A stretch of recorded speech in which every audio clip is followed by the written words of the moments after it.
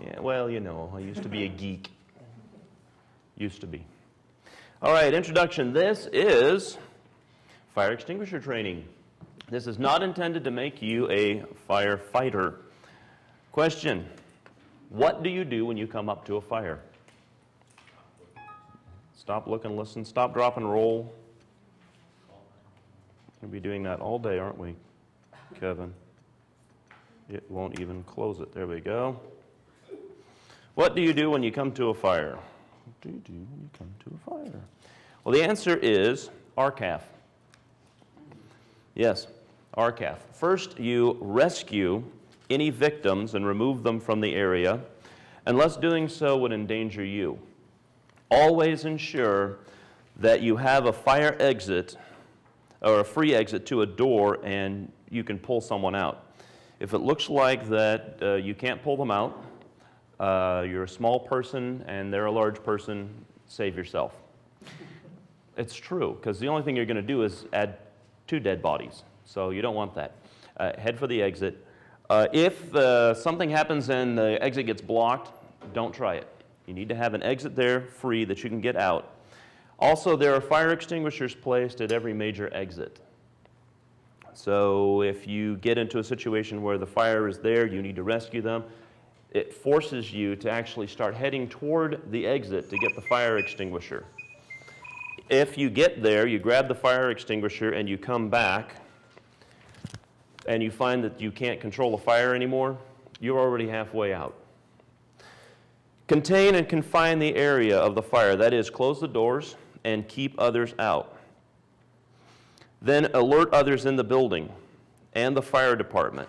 You pull any of the fire stations, again, all of them are located next to exits, so that once you pull it, you're already close to getting out. Call 911, or on any campus phone, it's 911. You can use your radio to call FPO and campus police to let them know that a fire is going on. Calling on your cell phone to 911 isn't as good as using a landline, because when we call on any of our landlines, it automatically tells the fire department where to go, 3909 Swiss Avenue. Also, when you do call the fire department, they're going to go right to the front of Davidson, where that long walkway is as you head out towards Swiss Avenue, over there by the Ballards. So somebody has to go there to meet them.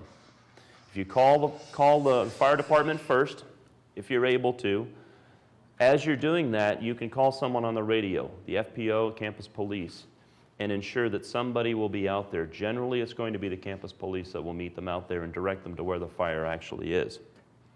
But the most important thing is to make sure that others in the building know that there's an actual fire going on.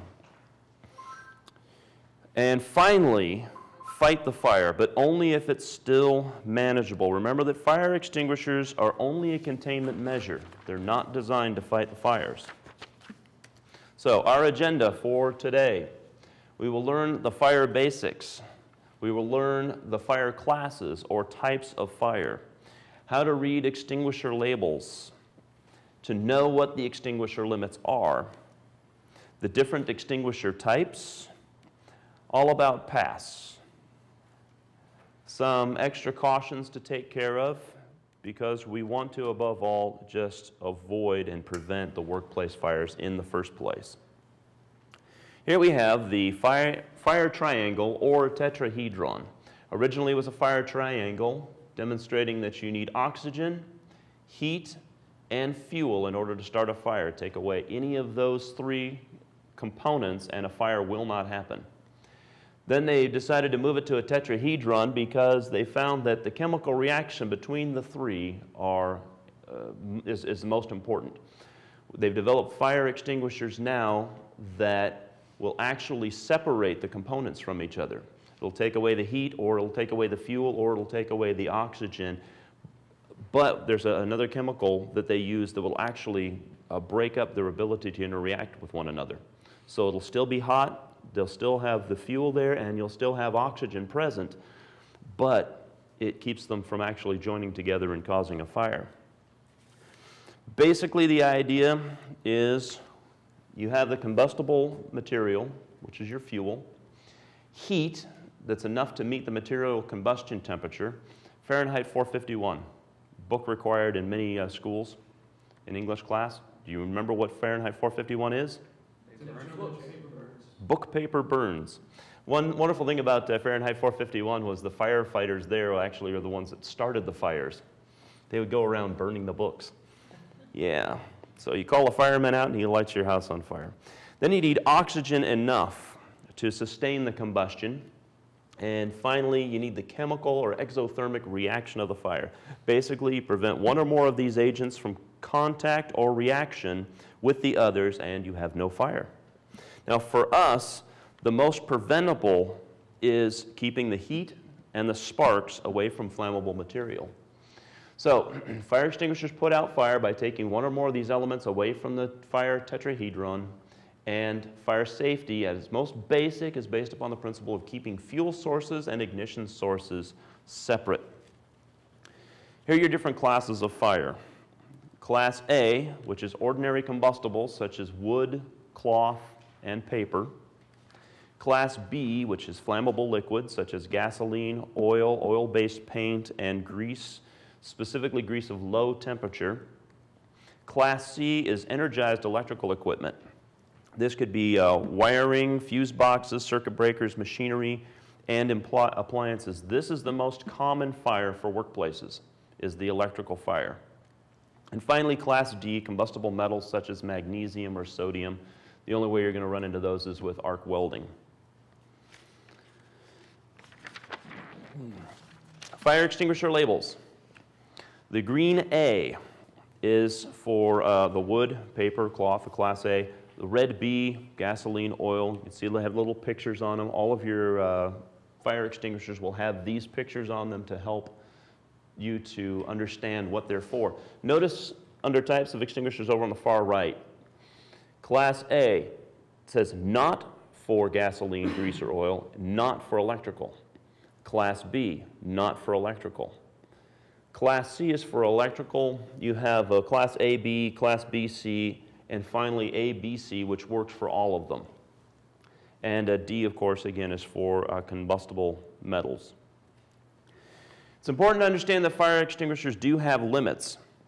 Portable fire extinguishers are not designed to fight large or spreading fires. Extinguishers are usually labeled for size of fire. Class A's will have their own type of labeling for what they can do, but Class B, Class BC, Class ABC will have this classification of B10, which is good for 10 square feet, B20, which is good for 20 square feet. So if you look at the fire extinguisher, it'll tell you about how big of a room you can handle. Gather 20 square feet, that's not a lot of space. So they're not designed for large areas. And that's the B rating. And even against small fires, they're useful only under certain conditions. Number one, the person using them has to know how to use them. You use them wrong, you can actually do more harm than good. Number two, the extinguisher must be within reach and in working order and fully charged. I'll show you how to read that in a few minutes. And finally, the extinguisher must match the type of fire being fought. Something else to keep in mind, the golf cart size fire extinguishers, which is about like this, 2.5 pounder. This is good for only 7.5 seconds of continual spray. Now naturally, when you're fighting a fire, you're not going to want to have a full-on continuous spray because you need to check fire and see how well you're doing before you realize, hey, I better run. But 7.5 seconds, it's not a lot. So, small fires. These 5-pounders are good for, well, 15 seconds. Twice 7.5, so 10-pounders good for, what? 30 seconds. Yeah, double the size, double the length of time. But even the 10-pounders, 30 seconds. It's not a lot of time to be shooting out the extinguisher material. What's a 5-pound equivalent? Is a B20? The 5-pounders are 10s. It has right here 3A, well, this one says 3A 40 BC. that has to do with the type of material that's in it then, that allows it to be used for a larger area. This is a 5-pounder. It says 5 BC. So this one will be in, what, 5 square feet that you can use this in? And again, it has to do with the type of material that's in here. We'll talk about Halitron 1 in a minute. Okay, they are only good for small and containable fires, in other words.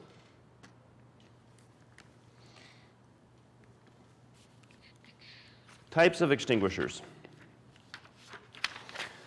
Types of extinguishers. We have, and again, and there we go. Types of extinguishers. Pressurized water models. These are your Class A's. As you see, they have the symbols on them. Good for paper, wood, general burning material. Not good for water, not good for electrical. Not good for liquids. Can you imagine taking water and spraying it on an oil fire? What's going to happen? It's going to spread the fire. All over the place. What about electrical? It's going to kill you, yeah. Holding a metal can and spraying water out there, yeah. Reminds me of a story, but I won't go into it, of an electric fence. And some salty liquids. Anyway, CO2, carbon dioxide. It's rated for B and C class fires. It doesn't leave a residue, so it's really, really good for that. It's not used on campus as it requires you to get too close to a fire. It has some other little issues. What it would normally do is fire out some carbon dioxide and suffocate the fire. It is very loud. Excuse me. And it has this nasty tendency of all this carbon dioxide coming out and instantly evaporating into the air, of occasionally causing it sparking.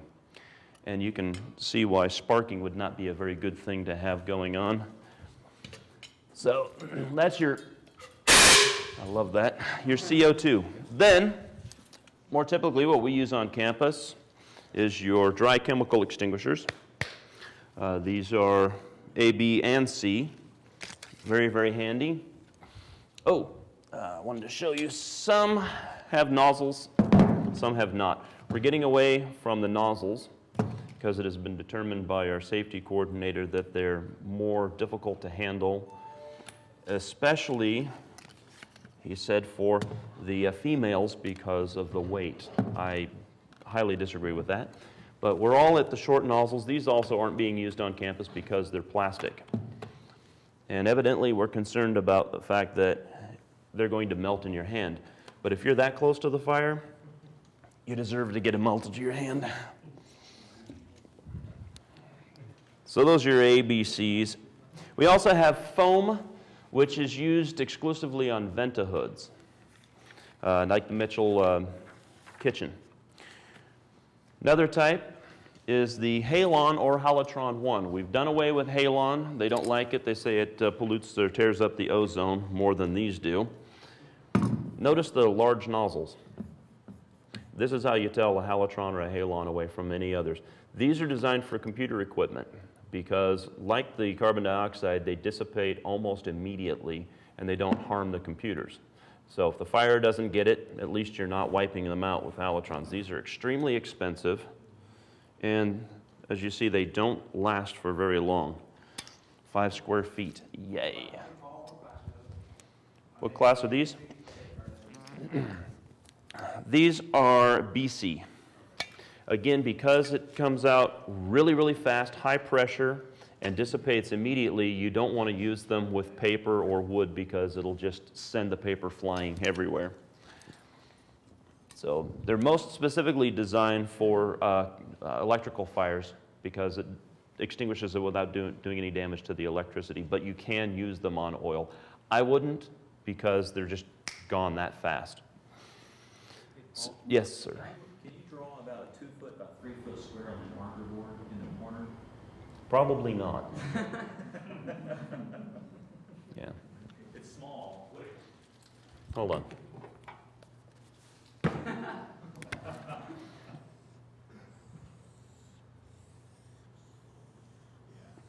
Something like that. 6 square feet. Yeah. What? That's true, yeah. Yeah. And K, which is only used in kitchens. This is designed for high temperature grease. Remember I told you grease for the B is for low temperature? High temperature grease, especially vegetable oil, very, very high temperature. They were having problems with using a BC on a vegetable grease fire. The problem is it would cover it, it's a dry chem, it would cover it up, but the heat was so intense that underneath all that chemical, the grease was still boiling. And every once in a while it would blister. It blister, bubble would create, bubble pops, and an instant release of grease and heat into the oxygen causes a mild explosion and jump starts the fire. And anything that it hits is going to burn.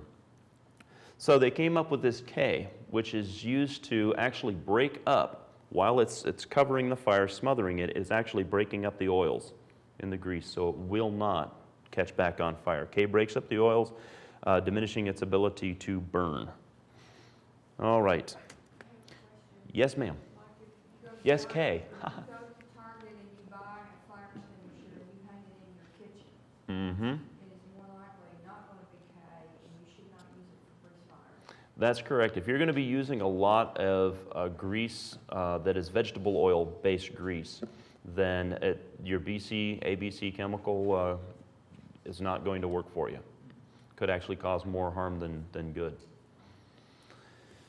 But problem is a lot of your Home Depots and whatnot don't actually sell those. So I don't know what to tell you. Get your ABCs, use them, but understand that once you put out that grease fire, you better get that pan out of there quick, because underneath there's a volcano ready to erupt. Okay, remember the password. P. What is P?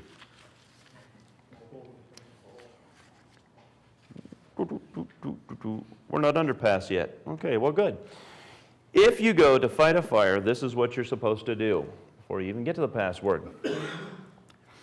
You should keep your back to unobstructed exit. Stand 6 to 8 feet away from the fire. Now, you really want to stay 8 feet away. The 6 to 8 feet, the 6 feet is the closest that you want to approach a fire. So you have a fire going on here. You are going to start 8 feet away. Then you're going to pull, aim, squeeze, and sweep. You pull the pin, you aim at the base of the fire, squeeze the lever, and sweep side to side. Then you begin approaching the fire. What you're going to be doing is shooting actually just ahead of the fire for your first shot. It gets you to line up so you're not actually hitting the middle of the fire. You're standing 8 feet away, you walk up on it to make sure that you hit the base of the fire and just start moving backwards and forwards. Aim at the base. If you're shooting up toward where the flames are, you're not hitting anything, because all of the heat, all of the combustion, all of the oxygen that you want to separate is down there at the bottom of the fire. So aim at the front of the fire and walk up on it. All the burning material will be at the lowest point at the base of the fire. Don't shoot at the flames. It's not where the reaction is taking place. Any questions? Okay. Pass. What is it? Pull, aim, squeeze, sweep. Good. Should you fight the fire? This is the best part. Remember RCAF. Before you consider fighting a fire, rescue anyone not trapped. By not trapped, that means if you can't reach them safely to pull them out, don't try. Second, contain the fire. Third, activate the building's alarm system. Call 911, 911. Third, That's the alert part, by the way. Third, determine if you can fight the fire. Determine if the fire is small enough and not spreading, and confirm that your exit path is not being blocked. Also, remember, when you go to fight the fire, don't shoot the extinguisher into a corner, because it will splash back and hit you in the face. Get you in the eyes, get you in the lungs, get you in the mouth. Dale, what does that taste like? What does that taste like? That tastes nasty, doesn't it?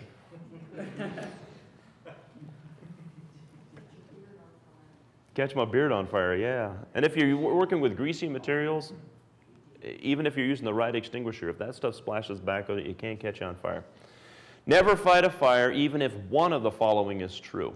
Number one, the fire is spreading beyond the immediate area. Remember, low area. The fire could block your escape route. If you are unsure of how to properly operate the fire extinguisher, it's better not to even try.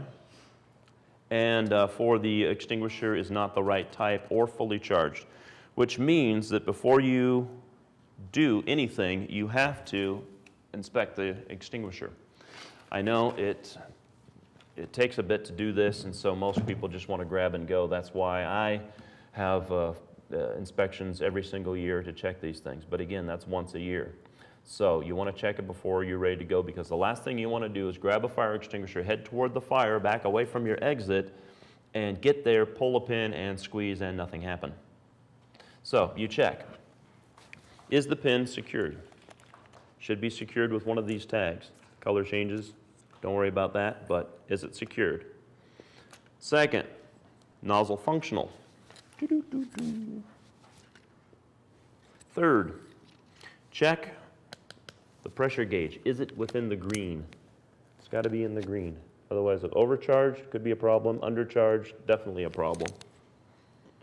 And is there any material leaking or any rust? And all of these things you can do with a really quick inspection. Just as you pick it up, just look at it like that. All fire extinguishers are set up like this so that you can tell at a glance. 1, 2, 3, 4.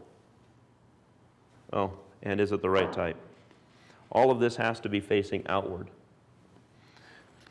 Inspection sticker. Let you know that it did. Last inspection it passed. By the way, if you look at these inspection stickers, it says February. It's time for inspection. So that will be done actually next week. Okay. Is it the right type? A, B, C? Is it charged? Is the pin in place? Are there any problems? Now, workplace fire prevention. Remember, electrical fires are the most common.